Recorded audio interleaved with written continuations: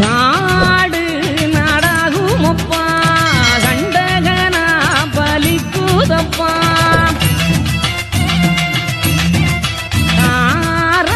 பசுவதனை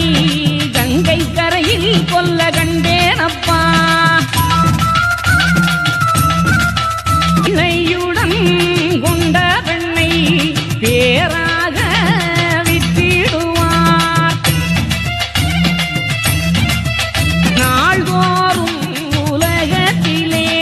பூமி நடுக்கம் உண்டாம் மேல்பூரத்து நெஞ்சை விளையும் அப்பா அதன் கீழ்பூரத்து நெஞ்சை விளையாது